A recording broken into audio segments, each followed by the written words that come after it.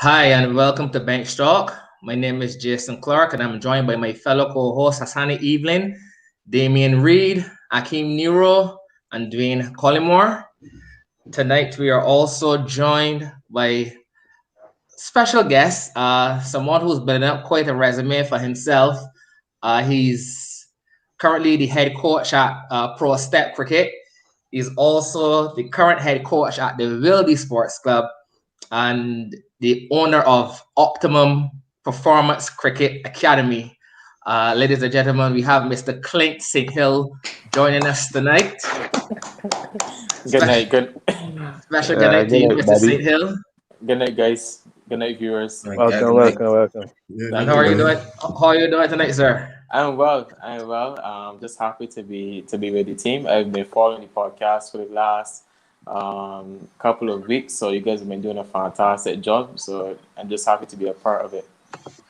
Thank you very much, Buddy. and we're very happy to have you here tonight. Very happy for that. Um, Now, before we get into the cricket, I just want to ask you a couple of questions, Clint. Now I've known you for a long time. We basically grew up in the same area, Mhm. and you are someone who you were on your way. Well, I cannot say on your way. You were basically in the corporate world. You attended the Queen's College Secondary School. You went on to university, and you did your bachelor's in management, and then subsequent to that, you went on to do your master's in project management and evaluation. So my first question to you, Clint, is what basically made you, what sparked the change to leave the corporate world, and to pursue a career in coaching? Well, a number of factors, I would say. I obviously, while I was in the corporate world, I wasn't playing cricket as um, as much as I would have been playing maybe 3 or 4 years before. I suffered an injury when I was about 19 years old, tore some ligaments in my right knee. Okay. So I was in and out of cricket, back and forth between surgery and therapy and stuff like that. So I out of that, I got into coaching. And while I was in the corporate world, I was doing some one-on-ones, coaching at Pitwick Cricket Club. So I was balancing the two for maybe a year or so. Yeah, probably about a year or so. I was trying to balance the two. It was quite difficult, um, but I just decided. I believe that if possible, most human beings should be able to do what they love most days. And Facts. cricket, yeah, cricket has been my love from the time I've known myself. That's all I know. So I decided to take the calculated risk and leave the job to just pursue it full time. So that's basically that story. Okay. And what was that whole transition like? Just shutting it off, the corporate world that is, putting it behind you and going in full time. I must assume it must have been a bit scary at first, but what was the transition like? I I to be honest, I wasn't really. I wouldn't say that I was scared. Okay. Obviously, things don't go the way that you want it to go all the time. So you have these nice big dreams in your mind, and then reality has has its own plans for you. So Mhm. I wouldn't say I was really and truly scared. I had plans, and I believed in those plans. Not all of them came off the way that I wanted them to come off, but slowly but surely. I was able to build a brand for myself, and just be a lot better and a lot more solid. So I wouldn't say I was really and truly scared, but at the same time, it didn't really go exactly how I wanted it to go from the get go. Okay. Okay. Well, my next question that I had for you was, I wanted to ask about the reason for leaving the game, because I know you're no slouch with the bat in the hand. It's pretty sure you represented Barbados in the regional on the 19 competition. But you mentioned earlier, the injuries and whatnot would have kind of made you say goodbye to the game. Well, playing the game, I should say. So, you kind of answered my question pertaining to that. I'm not sure if any of the guys have anything else to ask before we get into the cricket. Leroy, I see Yeah, you. yeah, yeah, Okay. yeah. How you, Mr. St. Hill?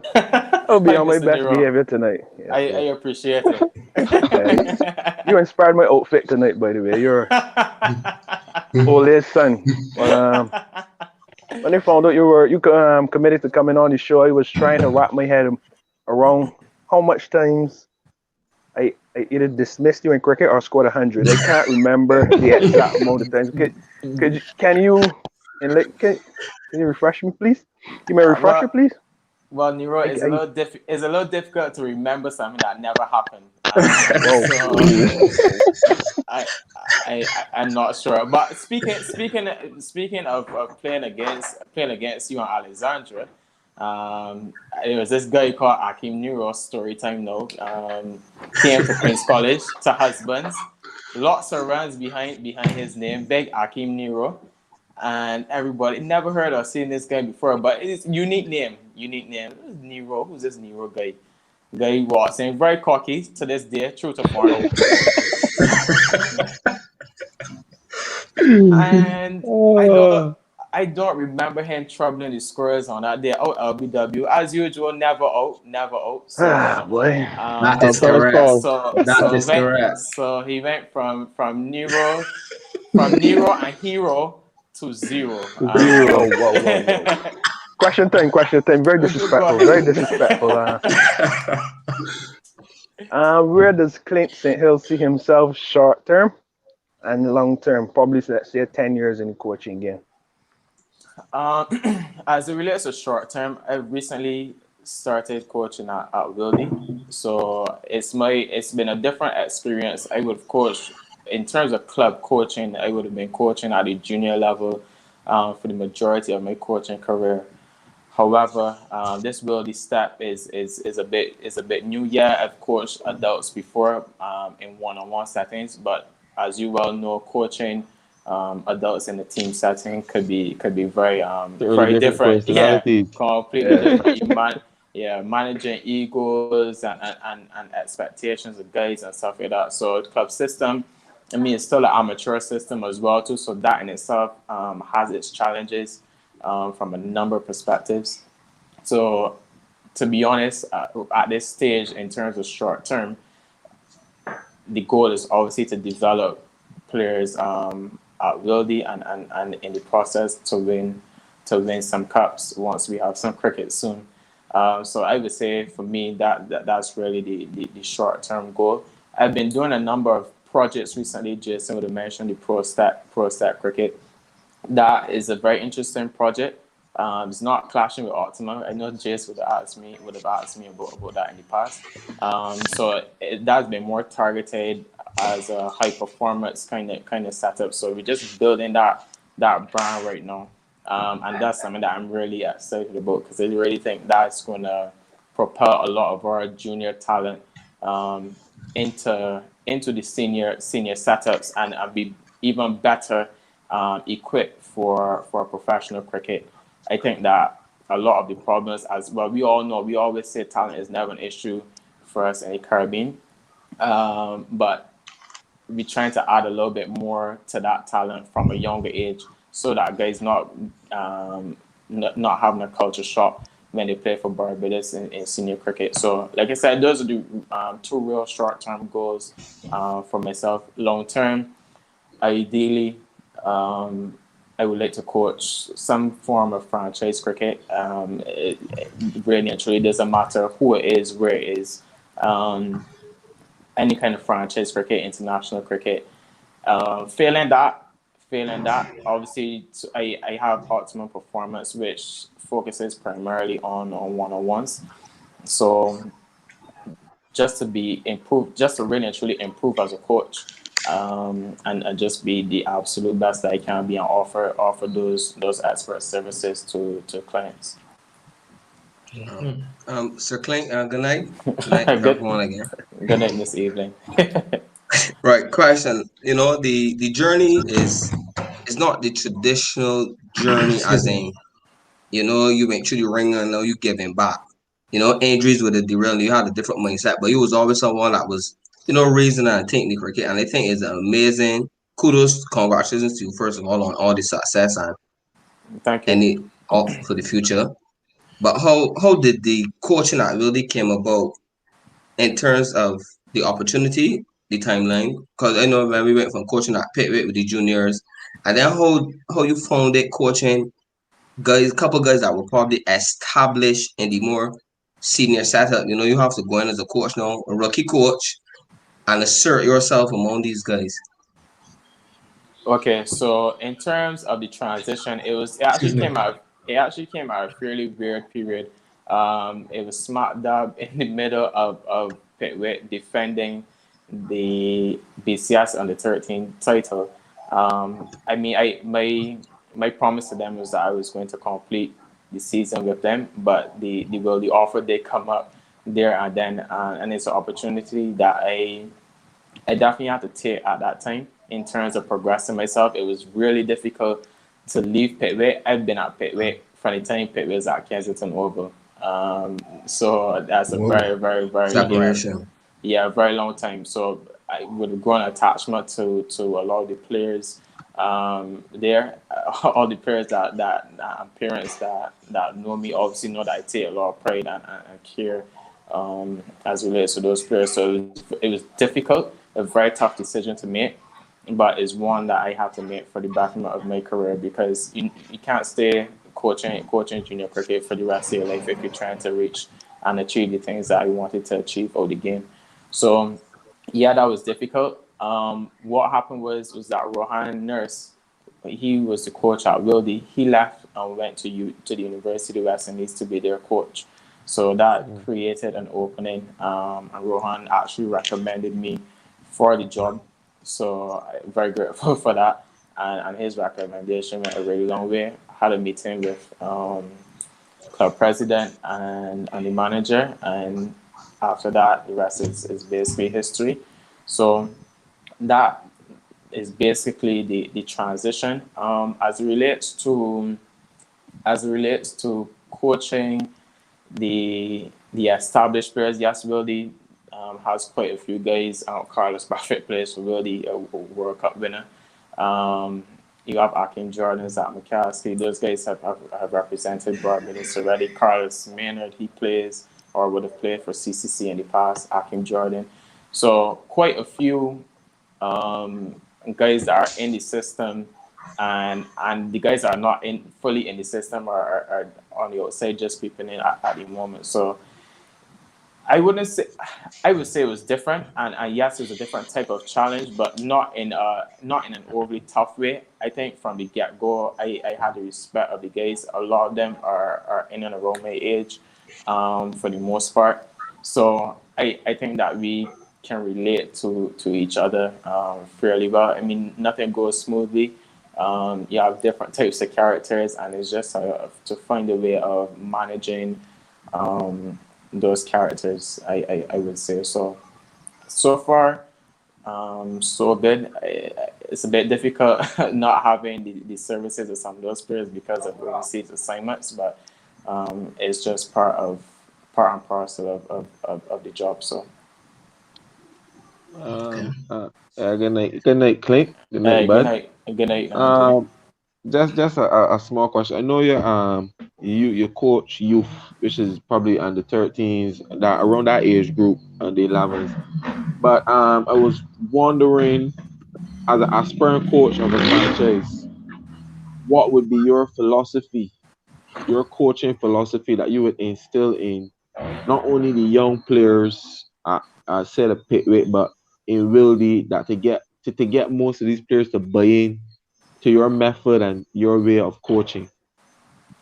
Okay, so essentially, I believe a lot in hard work. Obviously, I believe a lot in preparation and being a student of the game.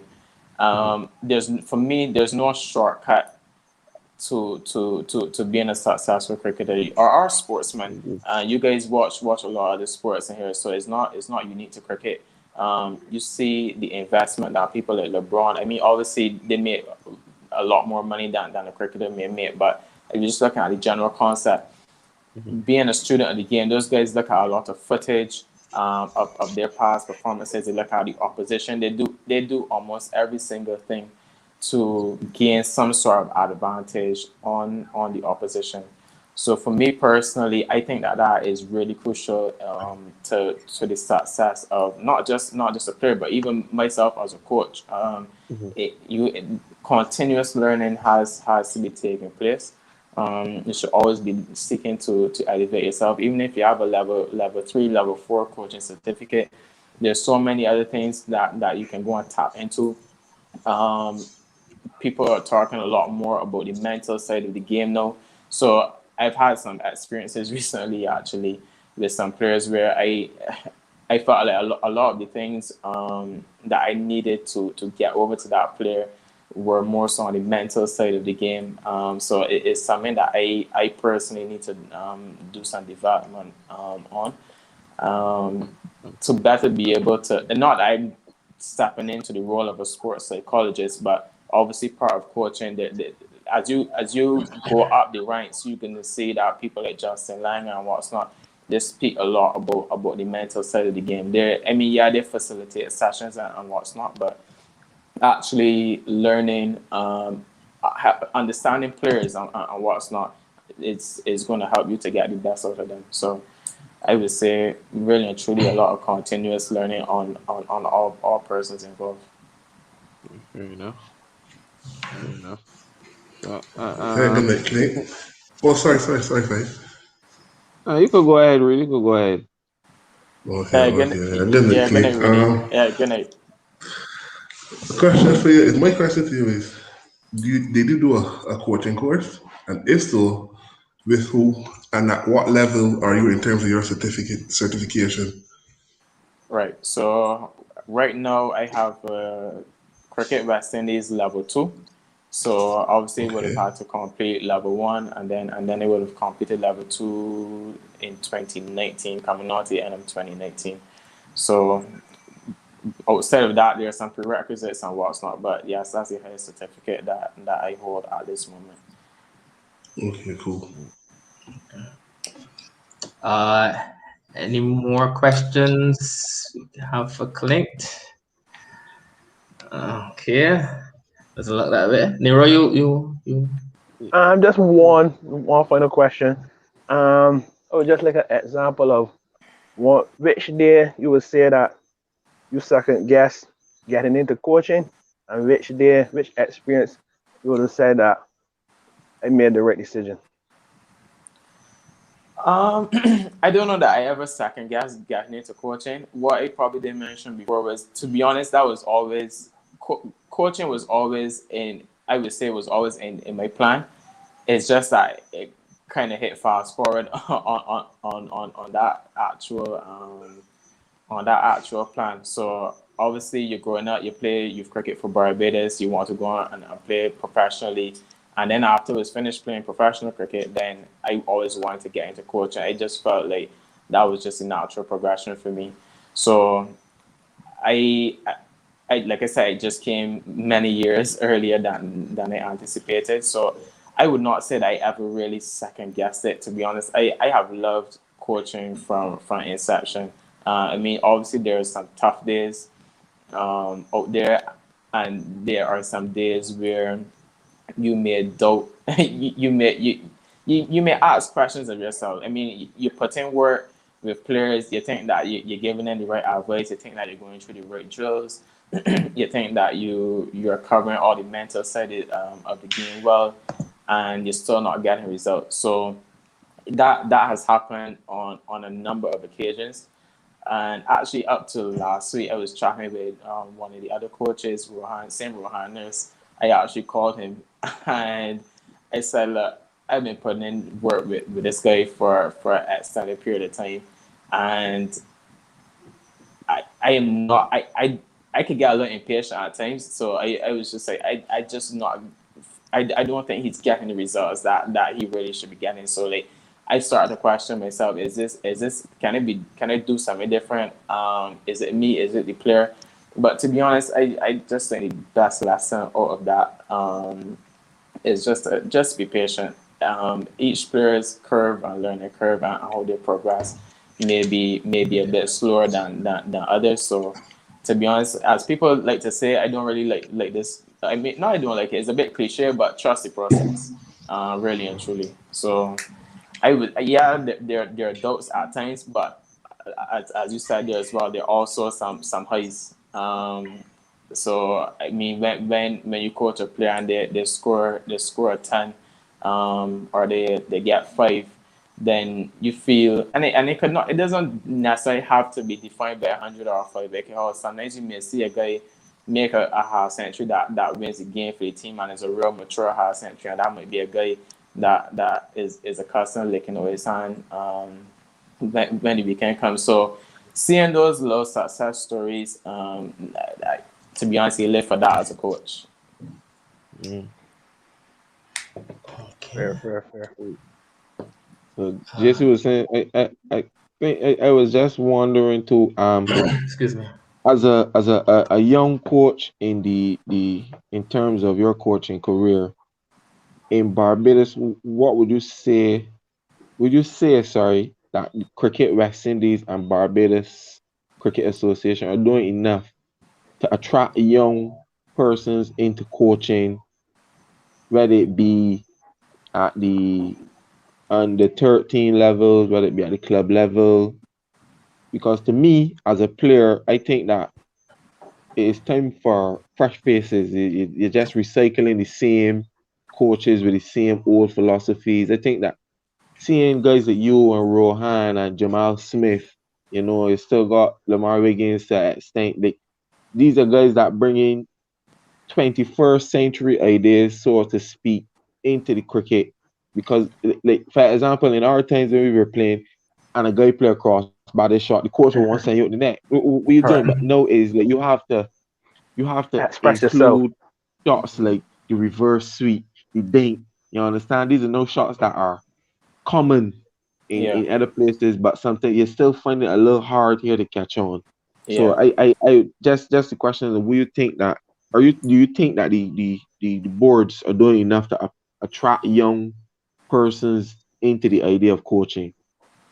Um, I first of all, as relates to Cricket West Indies, I think that they definitely need to be a little bit more consistent with their coaching education programs. When I said that, I'm talking about how often they bring like the level ones and the level two coaching Mm. certificates. So like, if you go on the ECB's website, for instance, I was on it a couple of days ago looking for at level 3.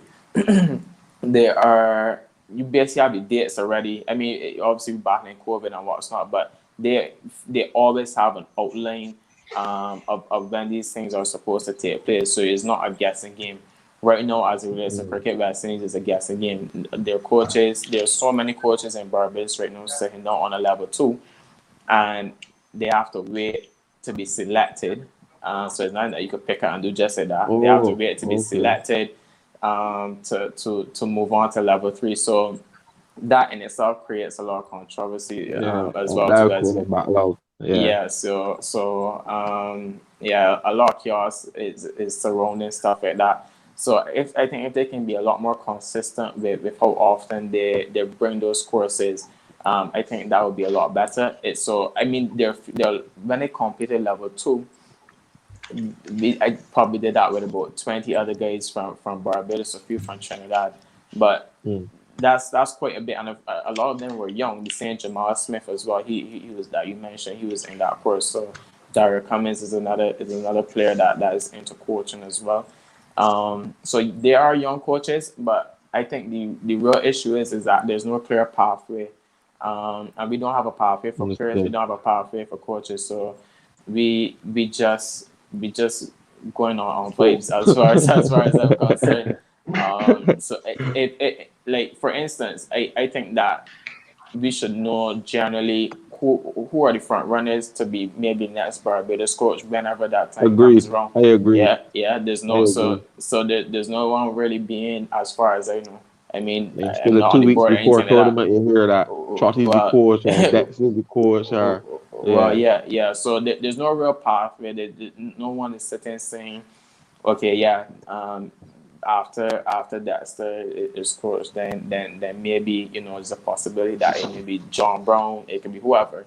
At least have some kind of pathway and some kind of progression, and I think that we ought to get that done, not only for coaches but for players as well. I mean, we have a few players in the Barbados team that in a couple of years time they probably will be moved on. Who walks into their shoes? I mean, those things can change from time to time. Obviously, form and different guys can emerge on the scene and that kind of thing. But I think that we have to do a lot more planning with our cricket, the stuff like that, as opposed to just going, because then you end up with what people call flavor of the month going on. So, which I don't really want to get into, but yeah. That's right, tattoo. That's right, tattoo. Definitely, man. Fair enough, buddy. Uh, Any more questions, guys? We have a We play. got it. We got it. We got it. Got it, guys. You said, I got wait, one more buddy. here. Sure. I got one here. You said, Clint, that you do the level 2 and you gotta wait to be selected to see if you can do the level 3. Is there anywhere that you can go on and do on your own? Like you said, ECB, anybody else that does it, or Cricket West Indies has to recommend you or whoever to do the level 3? No, you can definitely go outside, and that is something that I will be looking to do as soon as possible. Actually, that's what I was able to say when what was on the website, because it was only up to a couple of days ago. So if and when that arises, then I will be definitely doing that. I'm not sure. Still weighing my options. There are most people either do it in the UK or in Australia. I know a few people were discussing New Zealand as well. But yeah, I mean, those are the options that are on the table for coaches looking to further their education. So hopefully, fingers crossed, sometime in the near future, I will be able to move on from that level 2 to that level 3, because that's ideally where you want to be. So, Clint, quick song, but for the viewers that may not know the levels,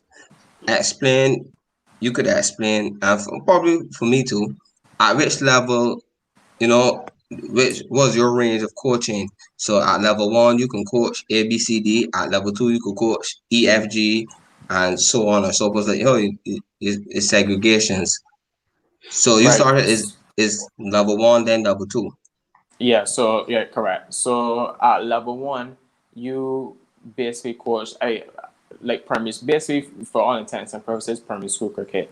So level 1 just allows you to coach absolute basics. They're going to go through very, very basic stuff in terms of the basic grips for fast bowler, for an off spinner, for a leg spinner, how to pick up the bat. So very basic if you have to go into primary school. So that will be more targeted for let's just say a PE teacher at a primary school, being able to get those basics into, well, not just a PE teacher at primary school, but obviously at clubs as well too, because most clubs have grassroots programs. So that would be level 1. Level 2 then allows you to coach young adults. So you will then be able to coach, let's just say, like Barbados under 15, under 17, under 19. And then with level 3, you are then basically coaching professional high performance athletes. Most persons will have a level 3. There are obviously a number of coaches with level 4s as well. So I believe that ex-West Indies coach like Otis Gibson, he will have, if my memory serves me correct, he will have like a level 4. And most guys coaching at the international level will have, especially if you're a head coach, will have like a level 4. So level 4, as you can imagine, is a continuation from 3, but it gets a little bit more technical. You're looking at real biomechanics and being able to get an extra 5-10% out of a player. So that is as far as it really goes. All right, thank you. Clint, one question based on Sure. how long is the process in completing these levels? Not very long. Level 1 took about, well, if you're taking into account the prerequisites, probably about 3-4 days maybe. Level 2 we probably did in about 5. So is pretty, Okay. yeah, is pretty short. Yeah, it's pretty short in terms of length of time. I believe level 3 is a little bit longer though. Level 3, I was I would trying to, hope so yeah, if you're well, yeah, coaching yeah, yeah, professionals. yeah, definitely. And I think you've obviously marked a lot harder than A lot what's harder, yeah, yeah, for level 3. Mm. So I wouldn't Okay, say okay. it's rather. I don't want to say it's easy to pass level 2. Maybe it might have been easy. I obviously would have been coaching before I Before. had certificates. So I guess some of the things may have through trial and error would have come a little bit easier. So, but yeah, level 3 gonna be a bit longer, and there's you actually actually have to go and coach. I think they tried to implement that in level 2 a little bit.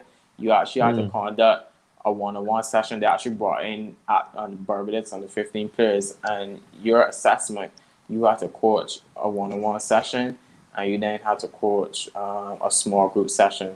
So Mm. yes, it was short, but they were actually, to be honest, they were fairly strict with certain things. So even though I would have done one on ones and what's not in the past, you just can't go there and do what you feel like doing. There's a way there's a way that they try to get you basically to coach. Okay. Not that they're putting you in a box per se, but it's just all about improving the style of coaching. So for example, um, we have been trained to ask more questions. So I know Fed and Nero, you guys are Jason, obviously you all play cricket, and coaches tell you what to do. Yeah. As opposed to asking you. So if you play a bad shot in a match, coach can tell you, my friend hit the ball on the ground, or my Yeah. friend play the ball straight.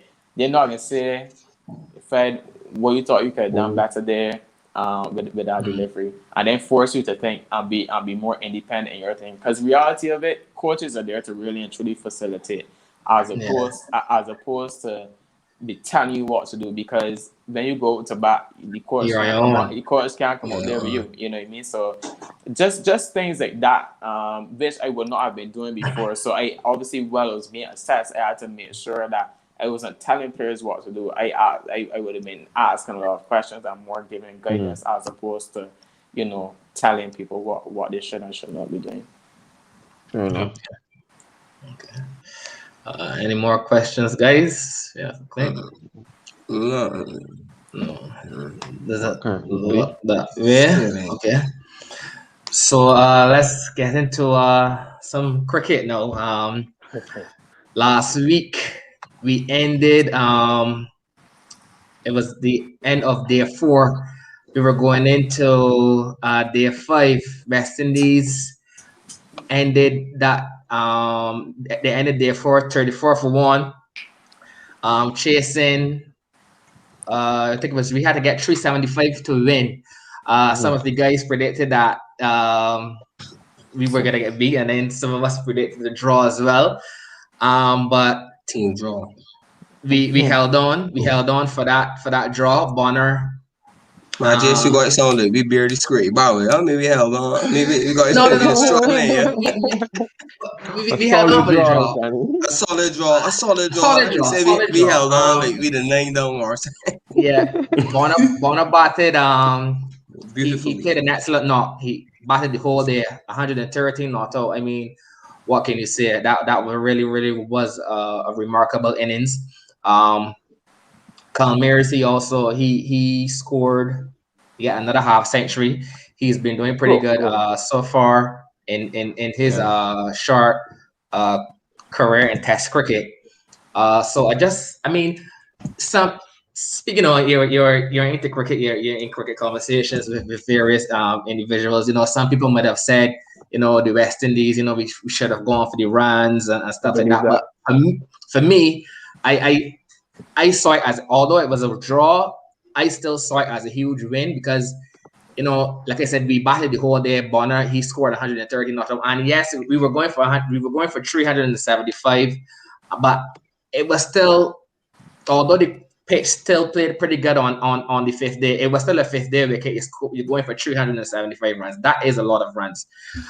So like I said, I was pretty pleased with the draw, and I'm pleased about how the guys went about the day in general. So I just want to get the guys' take on how the last day of that first test match went. But really, I know you were very for the time this podcast started, you were very critical on Bonner. So I want to start with you here. I want to know how you thought that last day went about.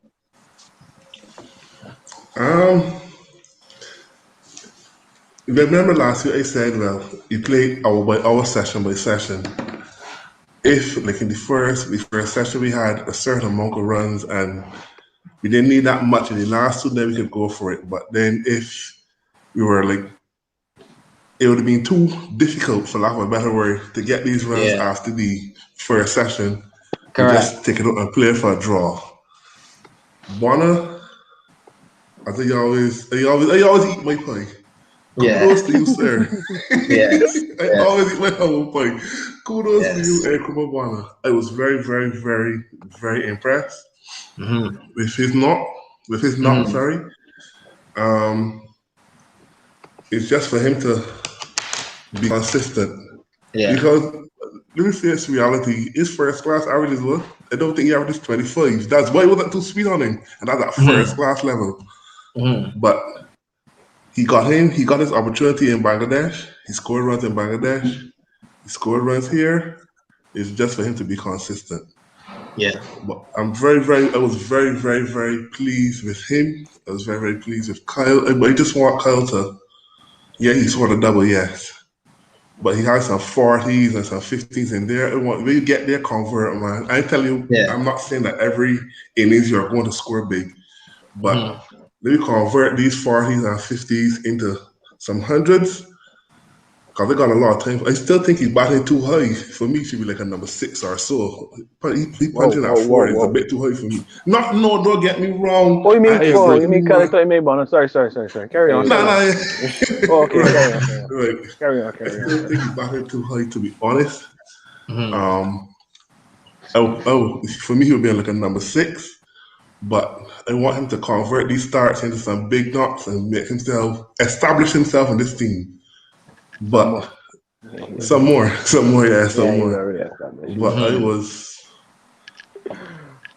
don't want to say surprised, but kind of surprised that we scraped that draw there. It was not scraped. We scraped. Sorry, Mr. Evening. Mr. Evening. I'm correcting myself. I'm correcting myself. Yeah, man. I don't want to fake it. I was surprised that we held on for a draw. Held on? Because I know. I watching cricket for the time I know myself. I follow that team's cricket for the time I know myself. And these men just be, whether it's a victory or a draw, they'll be smooth sailing and then bam, one man out, 5 down behind the comfortable match done, the opposition win. So it was good that they held off for a draw. But kudos to Bonner again.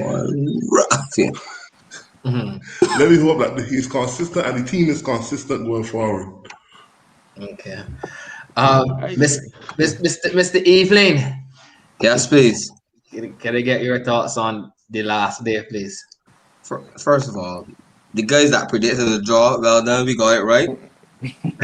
we then held on. I believe the guys batted good. They assessed the conditions and batted. You know, West Indies fans are the hardest to please. When we was getting beat in 3 days, we was like, cheese on, but this man can't bat it there. Yeah. We get beat playing last day. Cheese on, it made the couldn't survive the day. Yeah. Let's not forget the Shannon Gabriel debacle against Pakistan. That's like a couple years ago. And he was living. You know? Yeah. And the thing is, we looked and controlled the entire day. To me, we looked and controlled the entire day. You know, there was never a period that I tell myself, I always had confidence that if Bonner or Kyle batted choked the day, we would have drawn the test. And the guys batted good. It's about high time that we stake up some boy for a day 5. Yeah, I agree. Yeah, and people some of my buddies, some other buddies, they were saying, man, one called Jamar Hollinsworth fan. You know Holly. Man, the man could have been more aggressive. Man, I said, Holly, what you want? What you want? When the man aggressive and we get scared look by lunch, man, cheese on it, man, give it a hand. The man back the Yeah, time. I And to I me, agree. I think Bonner does assess a second innings so good. You know, in the first innings, he's definitely like, nah, but his second innings, man, starts have Noah. T need me here, I gotta dig in. And you know, those are not saying he's there yet, but all he has to do, he's on, if he continues like that, he's on the right path. Like VVS, Laxman, these guys that, you know, they might stumble in first innings, but the second innings, the game might be plenty line, and these guys just come too clutch. Funny, I find you call Whoa. some greats with some That's ordinary. the point. Dude, Faye, that's the point of nonsense, man. Hassani, That's the point of nonsense, man. That was point of I never nonsense. said, I That's the never point of said the nonsense, man, man. I never said the man is VVS Laxman. Come on, I man. said he could be on that path. He could fall off on the wayside or he could continue. He's on the path. He has the right mindset. He has the right mindset. Yes. He has the yes. right mindset, Jess. He has the right mindset. Yes, I agree. You know? Oh, God. Yeah, they could have rotated the strike a little bit more, but I think the guys were a bit cautious too as well. You know, they're 5 wickets. Correct. It's better to Correct. settle for a draw than a loss. Because a Correct. loss, all hell with a brat loose on the social medias. Correct. And he got 100. I really want him to get the 100, and he got the 100. I'm very happy. Very happy. The performance overall, it's here and there, but the guys give a good account. You know, 5 days. I'm just happy we back 5 days. We survived 5 days of cricket. 5 days of cricket. We got this. I agree. I like I said, it was definitely a plus for me. Mr. Akeem Leroy, see you're Let the raring to record go. show. Before we go Nero there, so yes, let the record show. Bono got DM by whole place lock. I must say Just so, wanted to you know. English to know that. I must say so, you know. Because to me, I still believe that Bonner should bat 4. Bonner's more number 4 than 3.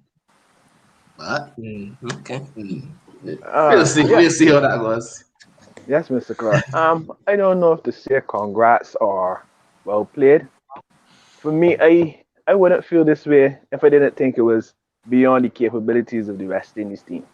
To be honest, if I thought it was beyond the capabilities, I'd be like, okay, well played, a good draw. But I personally don't think it was beyond their capabilities to score. That was about, I think they were probably 30 or 40 for one the evening. To score 340. I didn't think that was beyond their capability. Most teams, they were batting sessions and assess and reassess. But I personally think that we just, even Bonner interview, I just believe they're shot going into the 5th day. And that's a negative mindset. There's fine margins. Kudos to Bonner. He batted probably 230 odd balls or something like that. 230 odd balls. That shows great mental strength and capacity. But there are fine margins. The same way he inside edge one in this test match, those are the fine margins. If Bonner was batting like that, 30 from 180 balls and got out, the game could be different. All I'm just saying, sometimes you could play a bit. You ain't gonna be aggressive. These guys have the skill set. All I'm saying, it was not beyond their capabilities. That's all I'm saying. We made no effort. We made no effort. We made about 250 runs without trying anything. But Nero, I want you to remember that the highest run chase in the 4th inning, in the second innings to win a match is 418 back in 2003. I think it was, or Murray Banks and them.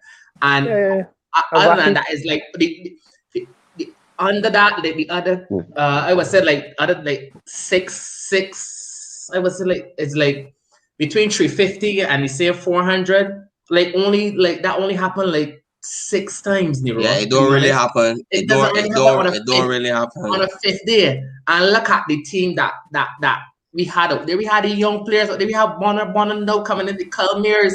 These guys are no coming into. No coming into the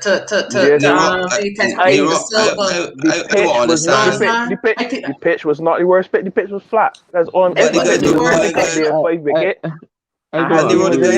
would change my point. But I'm saying the players in that team, it wasn't beyond their capabilities. For Wasn't me, the I think seamers that's bowling a good? compliment.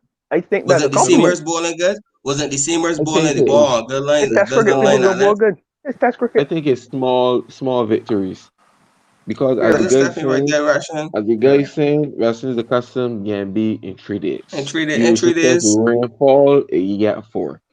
I think that with the I think with the batting that was there, I don't think that they could have gone for the 375. To be honest, to be quite honest, because when you You look don't at have a it, Ben Stokes in you team. might say Nero, you might say well the bat all those balls the evening before the runs or whatever it is. But imagine Craig getting out early that evening. You understand? That's then another box, and that's Bonner exposed now. So And and that's then imagine pressure. Bonner getting One a, ball. a good ball. You know how cricket is played. All of a sudden on the evening at 5:30, your ball has got remote control. It swing this way, Exactly. it do that there. The pitch Exactly. just do this. So I Exactly. mean, I understand you in the perspective that you would have you think it's not dedicated, but I think with the squad and the team that given, I think the draw was a great result.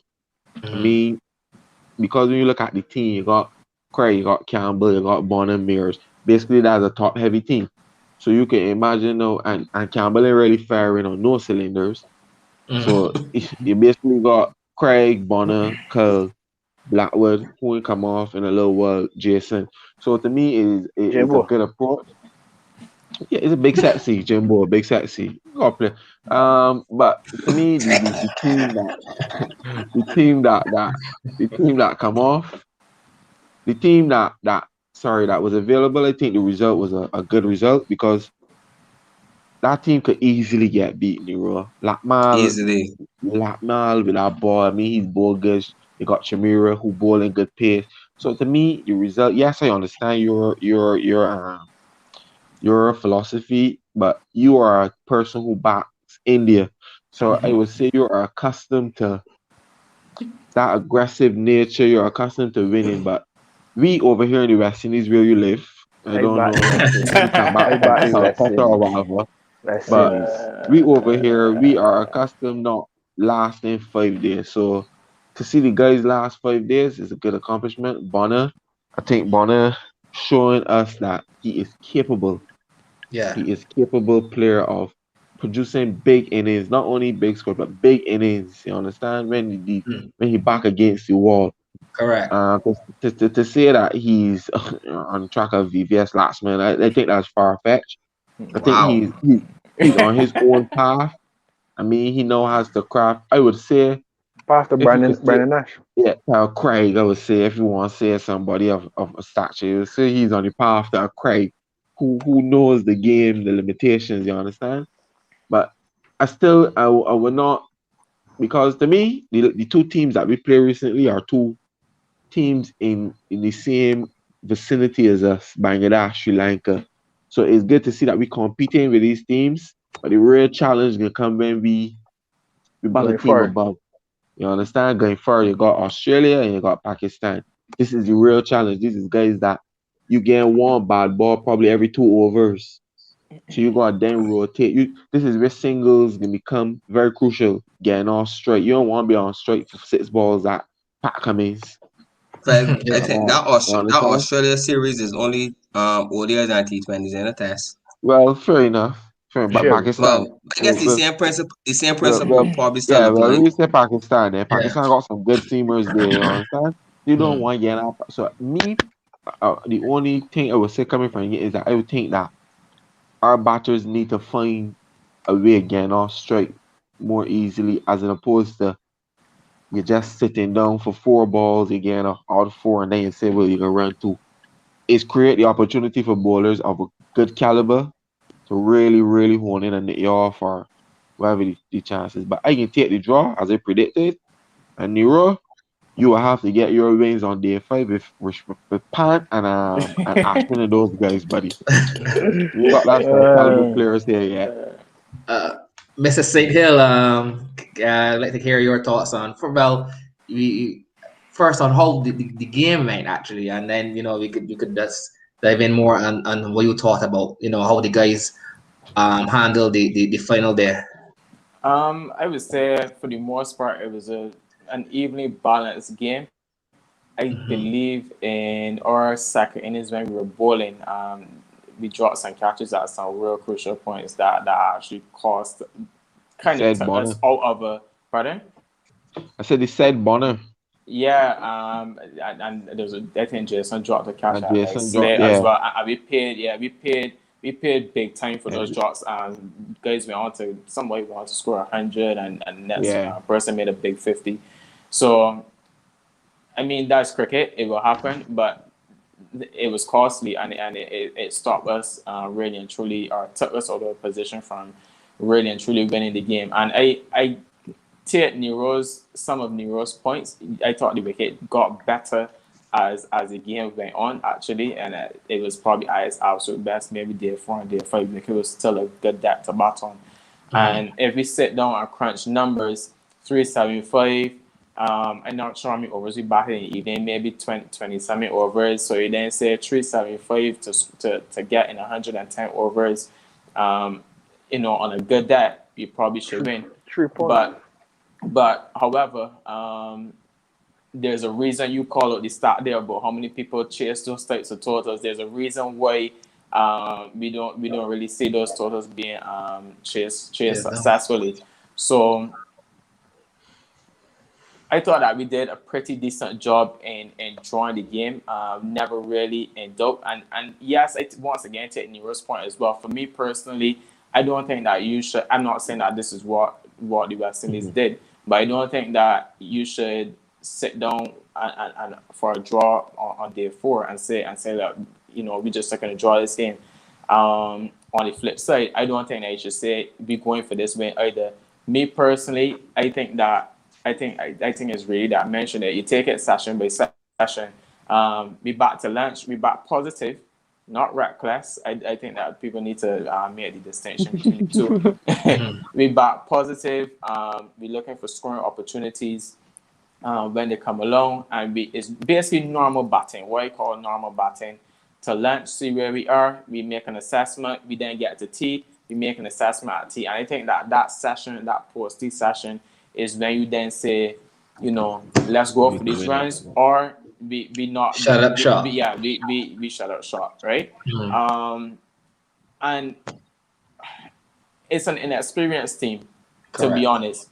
You have a lot of guys that will less than 10 tests in that batting lineup. You have some guys in there that are not firing, so it's a bit difficult to ask them to get that done. You will hope that maybe as they grow together, that we could then start to win a lot more of those games. But it's a little difficult to ask guys to win that, and it probably would take once again a guy like Kyle Mears to probably bat a little deeper into that day.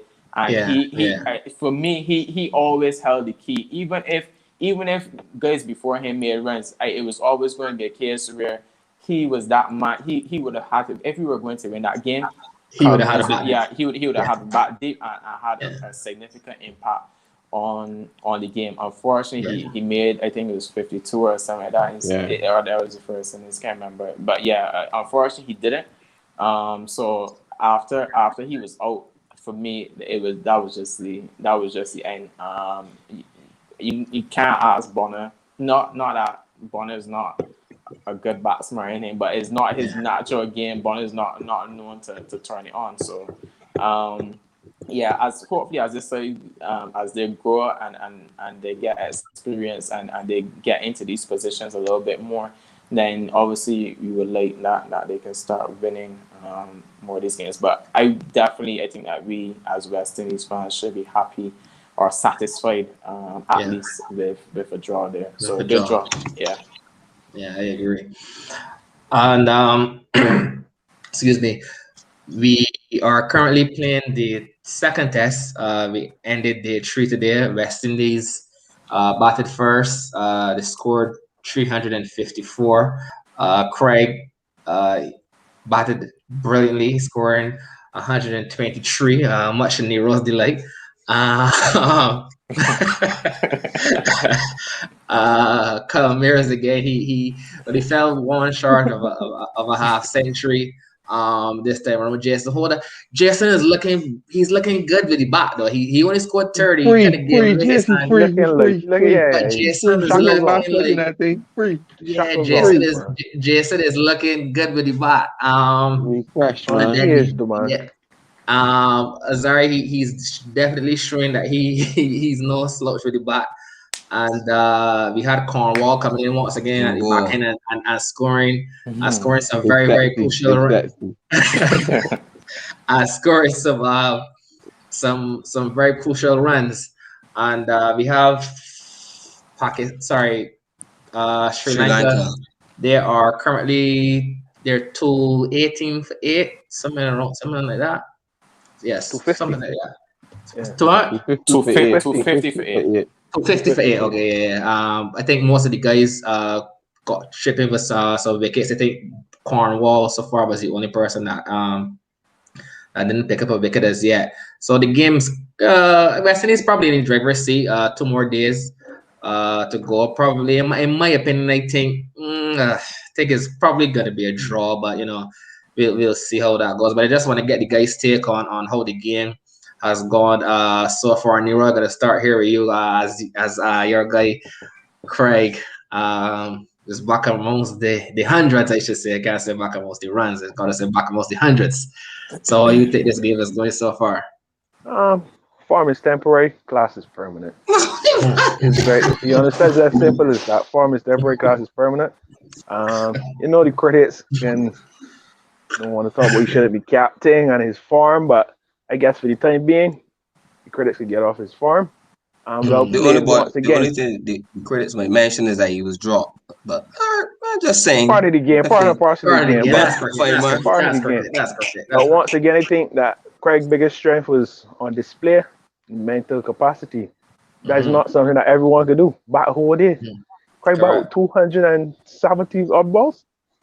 Craig bat who it is. Normal to and in shades. That's not an easy feat. That is not. But easy feat.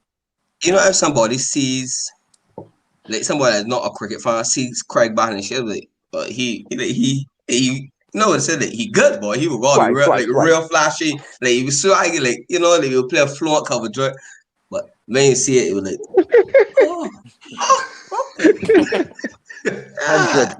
100. Well played to the skate. He led from the front. West Indies posted 300 odd. The rare break today. Probably an ODI share play, but we was telling you But I'm glad you mentioned Shea Nero though, because I honestly think too that opening spot in Test cricket, that Campbell, I honestly think Shea now after the break and what's not, I honestly within me, I think that is a position Shea Hope could fill. Tell you the people in the comments, cause that's a question in the comments. No,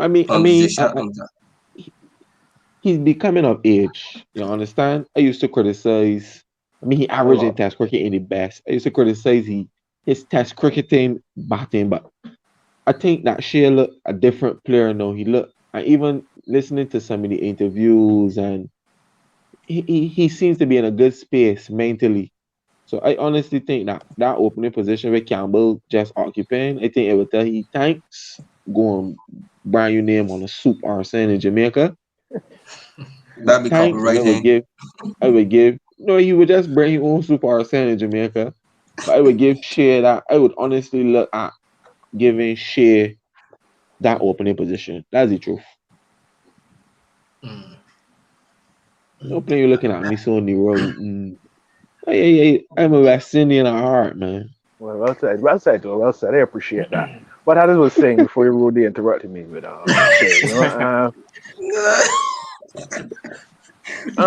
two big days ahead of this game. I think right now West Indies leading. Thought Shannon started set the tone this morning with his pace. That's what you want to see from West Indies more. When you have a pace, yes, Shannon is not going to be laying and left and accurate, but when you have a bowler like that, he bats. 4 overs, rough up some batsmen, especially batsmen from the subcontinent. You understand? Just try something new. So I like that aggression this morning from the guys. But hopefully the weather we have some good weather and West Indies could go on and probably look to win the test match. Because well, I guess a draw would probably retain the trophy, but I'd rather see a 1-love than a 0-0 to be honest. We will retain it, or Sri Lanka will retain it. Sri Lanka win the Last time last down test here. Sri series. Lanka beat me by them. Yeah. Right, Beat Sri Lanka beat Okay. me. So right, so we Oh, gotta the win to last time I retain remember it. it's We here when gotta we get hammer them, but oh lord. we won't then get hammered, you forget. Yeah. So really, what do you how do you think the game is going so far? What are your thoughts? Kudos to the captain. Still, in my books, he still should be captain. But we hang down for the nail. But kudos to him on his century. Right now, as it stands, we probably ahead by a little bit. But Rough one. A little bit. Yeah. Man, leave behind 7 runs and It's a Metro little right, bit. behind okay, 7 all right, runs. okay, all right. So watch it. Shit. Remember, this is the West Indies team we're talking about, Hassani. So watch it. The lead by 110 runs, right? Let me see we bought them 104. up cheap tomorrow. We bought them up cheap tomorrow. Lead by, we got first, a lead by, let's say 90, The 8. All right, good. right? Uh-huh. We got one from 120. Sri Lanka win by 10 easily. Nah, man, nah. I back it. I don't I want back it, my 20, eh? boys, man. I don't want I back 20. it, my Ma, boys, I man. doubt it. I doubt it. I don't know. I I can't see go man against get the ball whole. for 120, man. Not for this Unless one. it, Taking on the hit. unless outside really overcast and like my guy ball talking. That only way. Like, well, you take a Yes, look at this thing, anyway. Mm. But, I can tell you in something though. All right, finish really. Sorry, not the crosses. Sorry. Go on. all seriousness, let me hope that we can board them up cheaply tomorrow. Let's say, We put some runs for will. the board, put Mm. some runs for the board, and look to defend these runs and win this series 1-0. Okay. Uh, Yeah, yeah, Mr. Collymore, you could continue yeah. there. Yeah. I just want to say, so if you, I think what the people really enjoying though, Jess, in this new team is the captaincy. Mm. If you look at the bowling changes, the things Craig doing to Yeah, get wickets, you yeah. understand? I think the Risk. not only us but the fans in the Yeah. region really enjoy. When you look at Blackwood taking the cricket ball, Jess, why you never see Blackwood ball in my life? Me neither. Me neither. You Yeah, understand? So like Frank saying.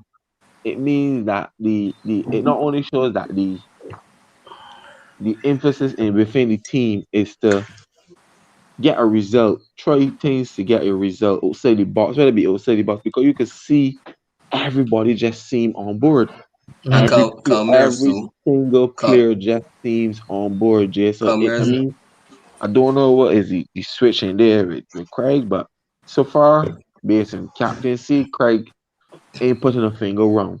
Craig Mm. ain't laying a finger wrong based on he can. He scored 100 too.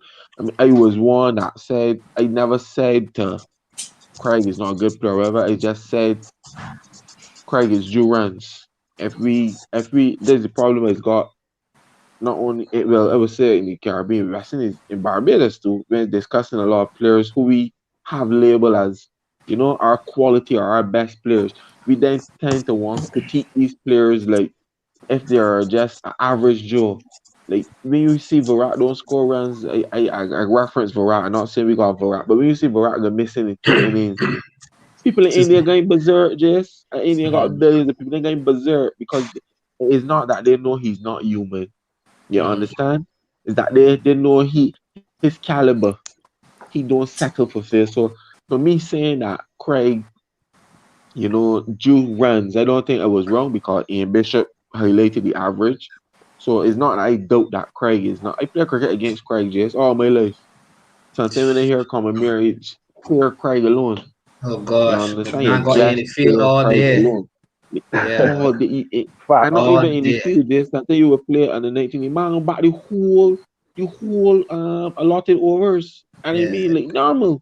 You understand? Yeah. So you fear so it's not I doubted Craig's ability. I mean it's just as I said in the last interview, I always thought that Craig would score some runs.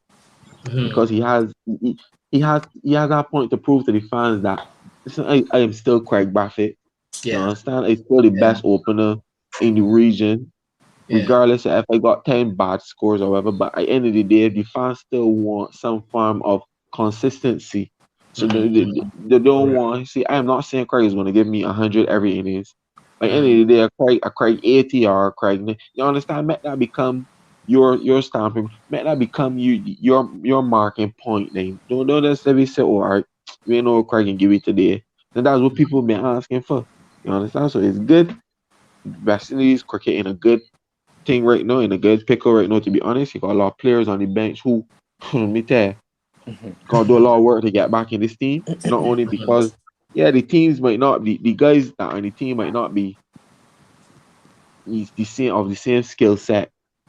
You understand? But the guys in the team getting results. And Fellas that's saying working, that we fellas don't working, trust them fellas too. working hard. Yeah, so Fellas me, hungry. I honest in this test here coming up, JS boy, I predicting another draw. I think we can get the 2 wickets early tomorrow and probably back the whole day. Cause I mean, it becoming a regular feat. No, we we batting the whole day, so I can say that with sure with confidence. No, I think we can back Mhm. the whole day. Probably if we having a chance to win this test, yes, we gotta got a good score by lunch the fifth day to get yourself. And by a good score, I would say around 280. Mm. If we got a Mm. lead of 280 by lunch, Shannon, let rip. Mm. Okay. Mr. St. Hill, what are you? I know you've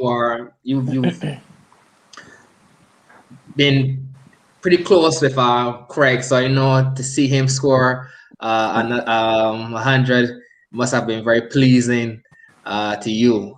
So I just want to get your thoughts on how the game has been going so far. Well, yeah, obviously, I've been seeing improvement in his game for the last, I would say, last couple of months. Obviously, he got some scores in Bangladesh, some 40 here and a 77 there.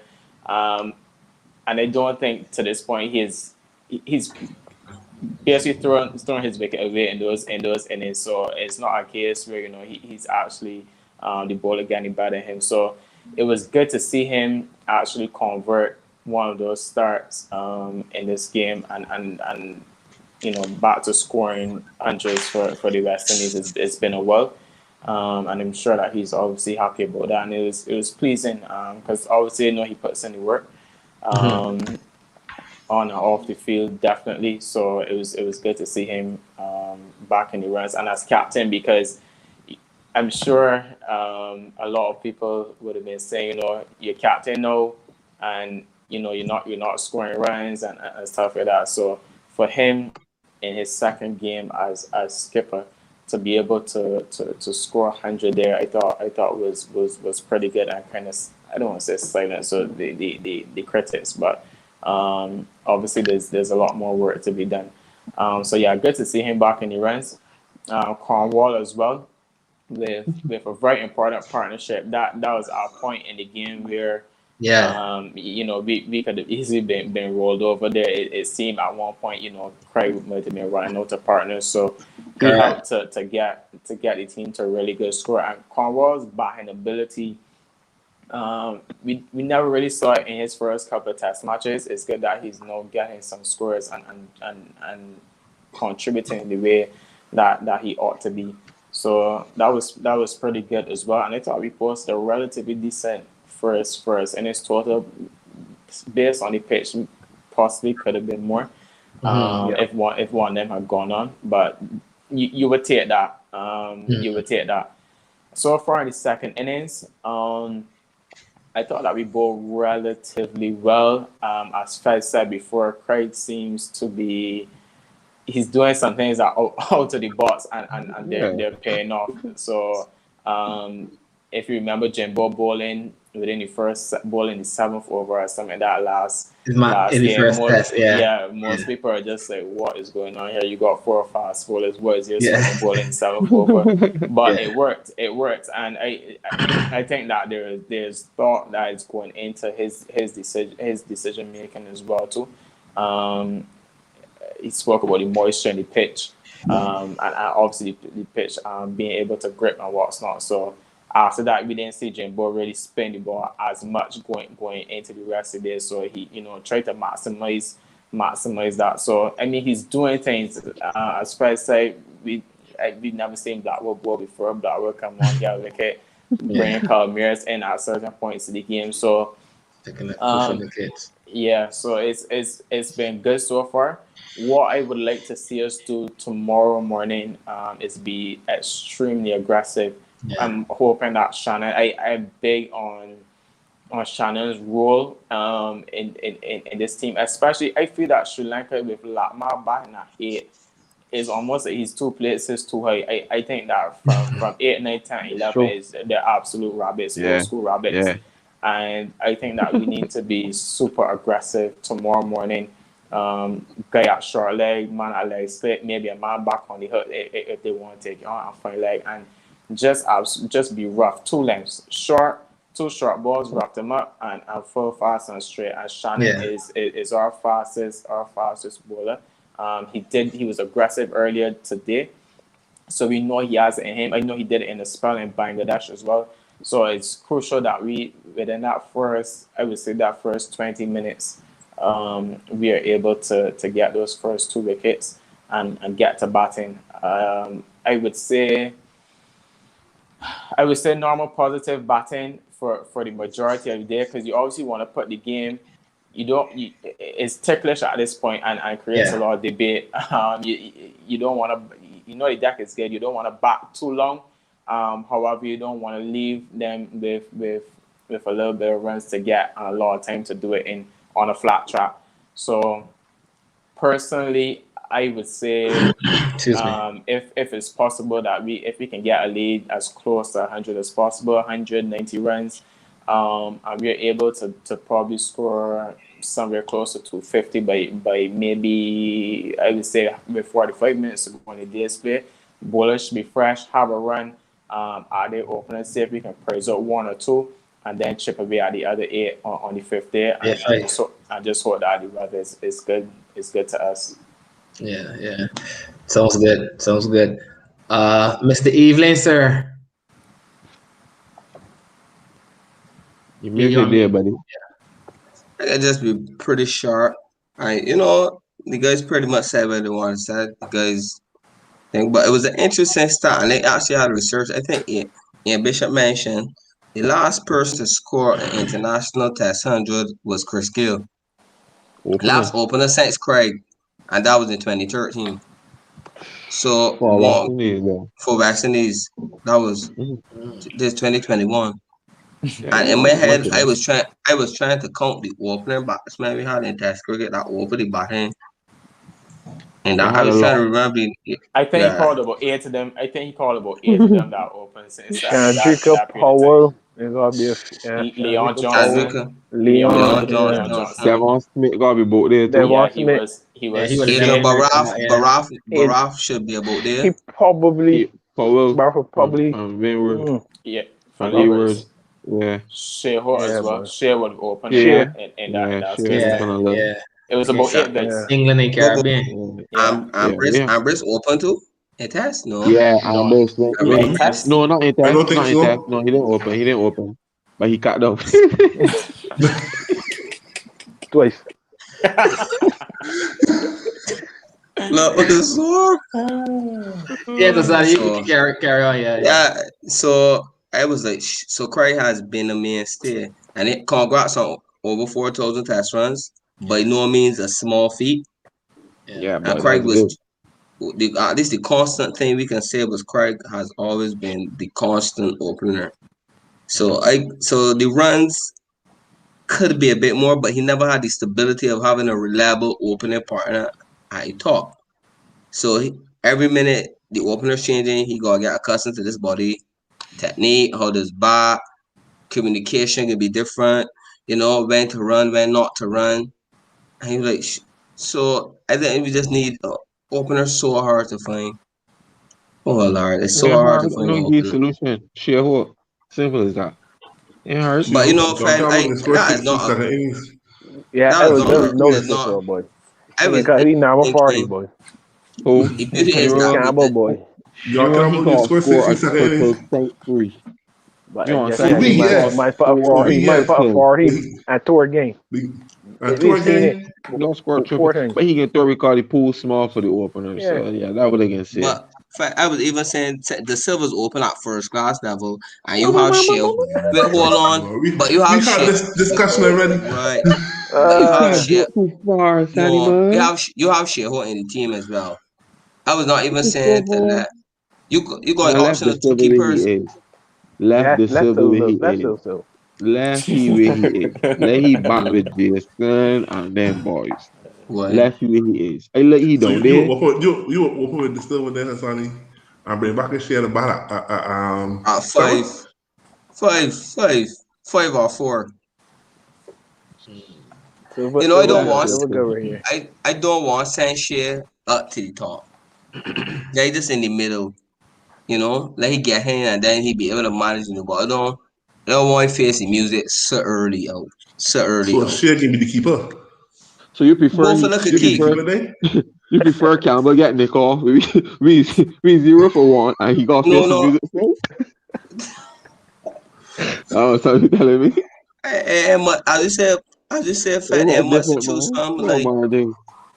Like Clint, and this is a question I will ask you as a head coach.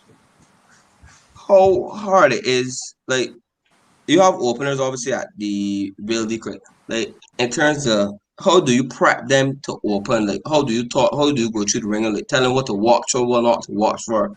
Clearly, cause it has to be some sort of technical ability to open the batting against the moving ball. So, what advice you would give to an opener or someone that wants to potentially obviously open the batting?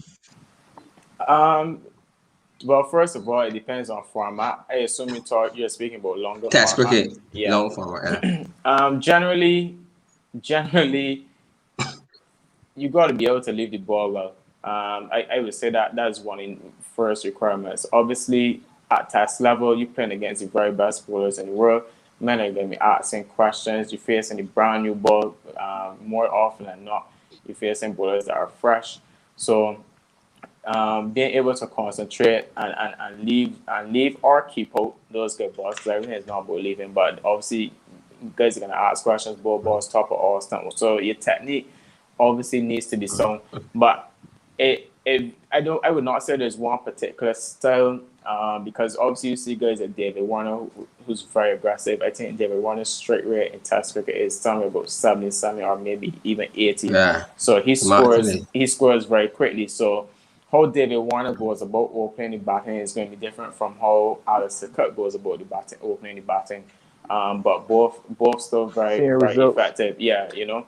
So I would not say there is a one size fit all kind of thing, but obviously things like I said, being able to keep all those good balls early on.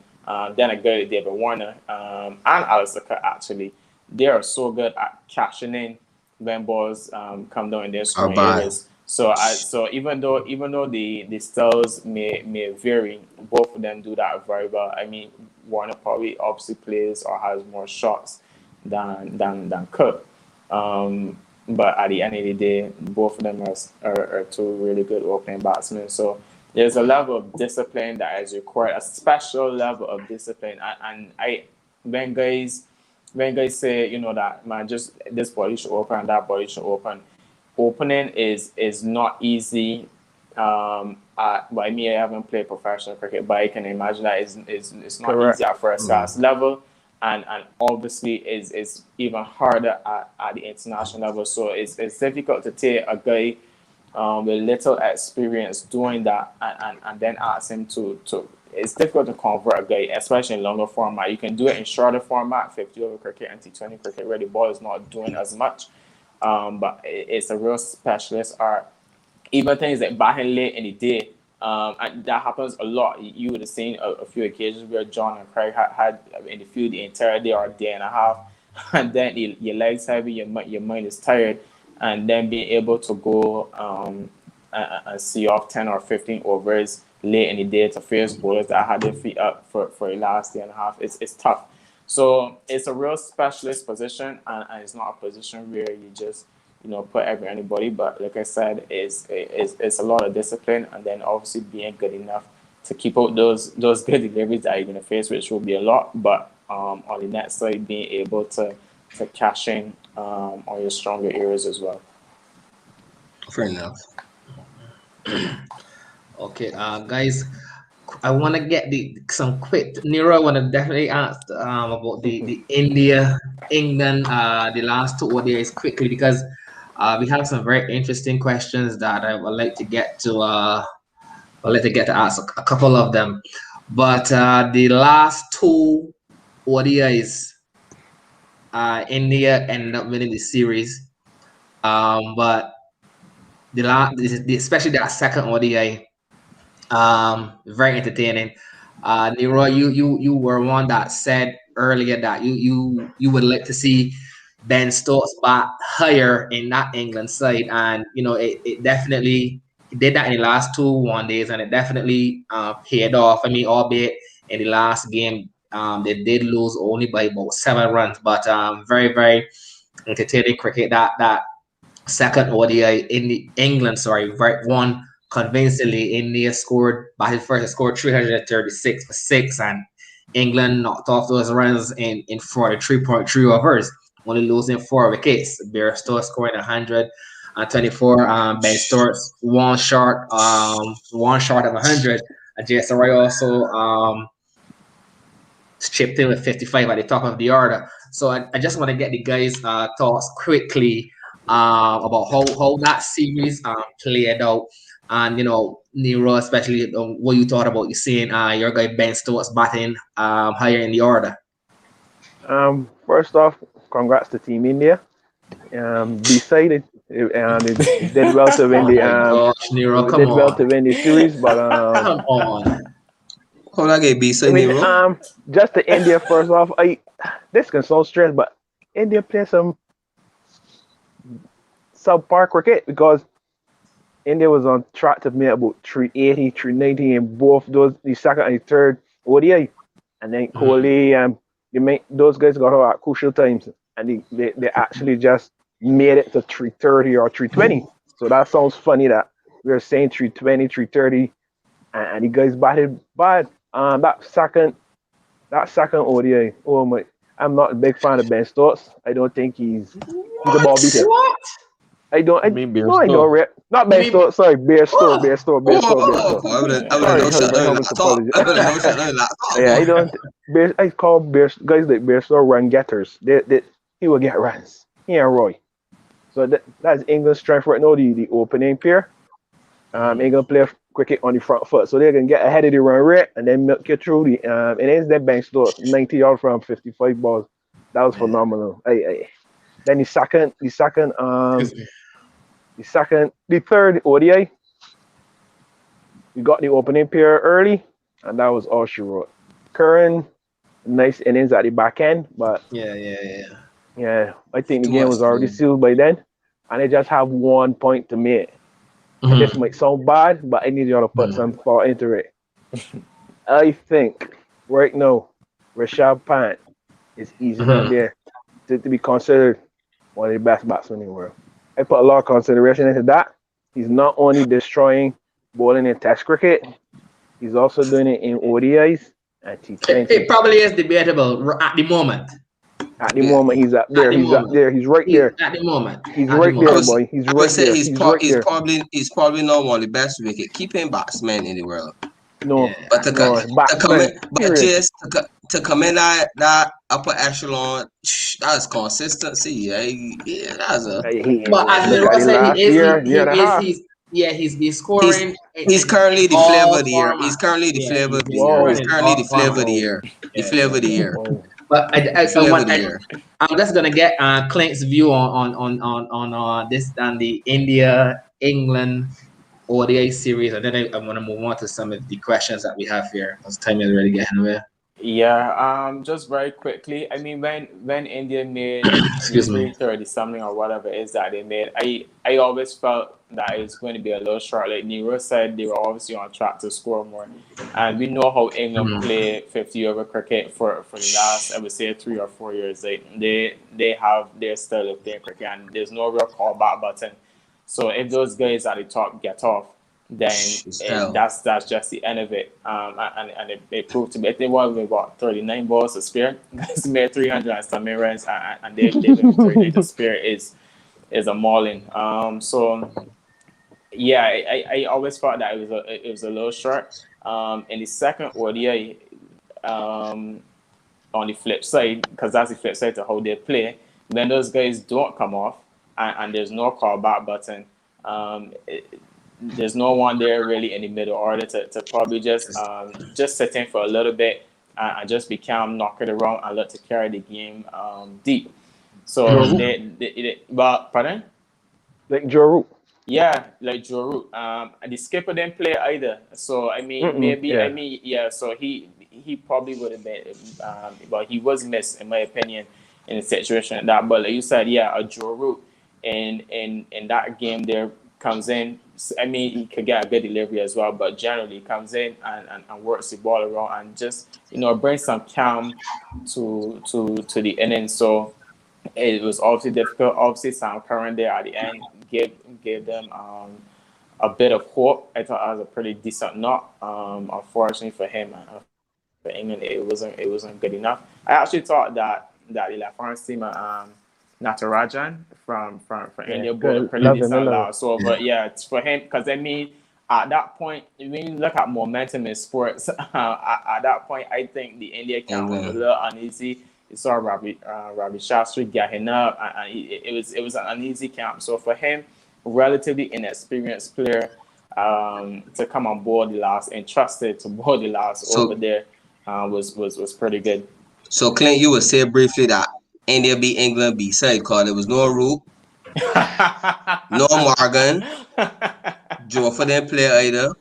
So That's if a we're very good talking, point. Very good point, if we're talking B-sides, B versus the point of B. nonsense.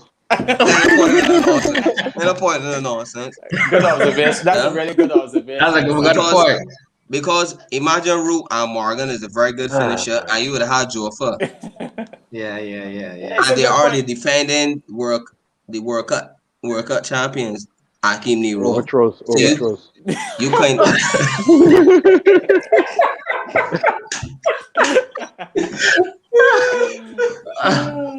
All right, guys, I just want to get to some questions here. We have some very interesting questions. Here you have two from Clint. These first two are directed at you from Daniel Howell. First one is how has COVID-19 pandemic affected your profession in any way, and has it forced you to relook or improvise any of your coaching mechanisms? Yeah, definitely. Obviously, no cricket on the field would have been played. I would have mentioned pro stat cricket before. So one of the things, in addition to we had a batting clinic in December. So in addition to that, what we did earlier this year, we started to do online sessions, online coaching. So a lot of that looked at the mental side of the game, things that we ignore or only pay attention to when a guy gets on the world stage, and then we're then asking him to know and understand things that really and truly he should have known from the time he was, I would say, 13, 14, 15 years old. So we have done quite a few online sessions recently through that same Pro Stat Cricket, and they've gone really well. It's a lot of information for them to absorb, but over time, I definitely think that they will be better cricketers for it, and a lot more advanced. So yeah, that's basically the route that we've gone. And this next question that Daniel asks, what was your proudest moment in your new career thus far that has made you really believe that this was the right decision? Excuse me. Oh, proudest moment. I would say probably so far the Pitwit journey, the Pitwit Juniors journey. I thought for me that was the best one. When I first started coaching there, that's under 13 cricket or primarily under 13 cricket. A lot of the players are absolutely terrified of cricket ball, frightened to go on bat. Like little guys literally saying, "Coach, with tears in the eye, coach, I'm not going on there and bat. I can't face that pace." And then frightened, shaking, all kind of thing. A lot of drama, a lot of drama. So to see that program or be a part of that program, developing in the way that it developed, and for us to win that tournament was truly special. There are a lot of players in that squad that I think genuinely have a real opportunity of going on and having a successful career if they want it. So I would say that was the most satisfying moment for me, and how we did it as well. So it's not just that we won, but how we did it. We actually played 10 games and won all 10 from round one all the way to the finals. None of those games were even close. So building a team over time, and a lot of work goes into coaching. I know a lot of people just see coaching and think, oh, you just show it on the day and you show it to artists from the sideline, and it all comes together. The coaching staff at Pittway as well. I mean, it isn't just me alone. The coaching staff at Pittway as well, building relationships with them. Just the entire journey it was just a fantastic one, and that's what made it difficult to leave in the end too. So for me, that was the most satisfying moment so far, I would say. Okay, just gonna ask two more questions. This one from Zishan Motara. I hope I'm pronouncing that name wrong. Zahir No, Matar. no, that's Zishan. Oh, that's That's Zishan. Zishan. Zishan. Okay, Yeah. I gotta get glasses. Yeah. Clearly. Okay. Um, So that's why you don't see the ball like wicket no more. Whoa, whoa, Whoa, whoa, whoa, whoa, whoa. whoa. yeah, the question is for young aspiring cricketers, what is the most important aspect of the game to evolve to be one of the best? What?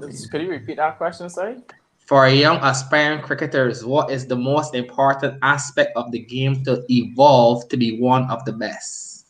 I would mention it before. Like I said, I'm just real big on being a student of the game, and I know that's a term that is thrown around quite a bit. Mhm. But it for me is real, and just seeking continuous improvement. That's really and truly what being a student of the game is. I think that if you are in any profession, you could be a cricketer, you could be a banker, you could be whatever your career is. I think that continuous improvement is so crucial. So it's something that I would like a lot more of our players to get in the habit of doing. And like I said, just looking back performances, even net sessions, you have a coach or you go to club practice or you have your one-on-one coach. Um, Constantly looking for reviews, constantly looking to improve and just gain a 5% on the competition. So for me, I would say that's the biggest thing. You adopt that mentality. That's an elite mentality, and you're well on your way. Okay, and the final question I'm going to ask tonight, Clint, from Patrina Phillips, what advice would you give to a young aspiring cricket coach? Um, Once again, similar to players as well, coaching is hard work. It may appear to some people to be very easy, but if you're doing it the right way, it's a lot of hard work. You got to be dedicated to your craft. Um, Coaching really and truly starts even the day before. So, for instance, I have a session tomorrow morning, bright and early. If I want to be a good coach and a successful coach and help players to get the best out of themselves, then I need to prepare as well for those sessions, or it could be a game as well too. So preparation, things like preparation, um, and then obviously after things like after practice, having conversations with players about various things. It could be technical things, it could be mental things. So it's a real full-time job, and it's not something that you just do well on the part. So I just think that it takes a lot of dedication. I would say also just stay hungry in terms of looking to learn and improve on what you're doing as a coach. And it can be tough. I know a lot of people kind of get caught up trying to be, or I have to coach. I have to coach Barbados, or I have to coach CCC, or I have to coach this team at the next team. There's a lot of there are a lot of avenues out there for coaches if they really want them. For me, I'm big on one-on-ones as well, and I think that a lot more of our coaches can get into stuff like that, because that's what really improves players. You have club practice. A guy is probably going to bat for about 15 minutes or so at club practice, or both time balls at club practice. And get 6 good balls too. Yeah, you know what I mean. So there are creative ways for and avenues for coaches. So it's only a few guys can really coach at the national level, but that doesn't define whether you're going to be a good coach or not. So yeah, like I said, be disciplined, be dedicated, continue to learn, continue to grow, and just look for those avenues out there where you can make a mark on players. Okay, well, Clint, on behalf of the guys, I really want to thank you for taking the time out to join us tonight. We definitely enjoyed your company. We had a great time chatting with you. And we wish you, all the best going forward in your coaching career and all of your other personal endeavors. Definitely. Yeah, Thanks. and we also want to. Yeah, we also want to thank all of the viewers who tuned in tonight, and for everyone who sent in the questions. Like I said, once again, we want to thank you, and don't forget also to like, comment, and subscribe to our YouTube channel. So once again, thank you very much, guys, and have a good night. Forget Thank you very much. Sorry. Hassani. Hassani has an announcement. Sorry, Hassani. We have Go an ahead. announcement. Well, guys, to the viewers, next week will be our 10th episode. Special edition. We will be doing giveaways. We have some sponsors. We'll be doing giveaways. Stay tuned to the Instagram, BankStart21. There's going to be requirements for you to partake in the giveaways, but we'll be doing live on our live show next week. Details coming by the end of the week. Who knows? Nero might have to sing. You never know. But giveaways. Giveaways. Thank you to the viewers. Thank you to the viewers that have been supporting us from day one. We couldn't have gotten this far without you. We appreciate the banter, the comments, the IG messages, the Facebook messages, the WhatsApp messages. We really, really and truly do appreciate you very much. To all the guests, thank you for coming on thus far. Clint, as Jay said, thank you. We appreciate you, sir. We will welcome you back once again. Hopefully, all the best for the season ahead is the season. Thank you very much. I really appreciate it, guys. All right. But Thank you. Yeah, Ole.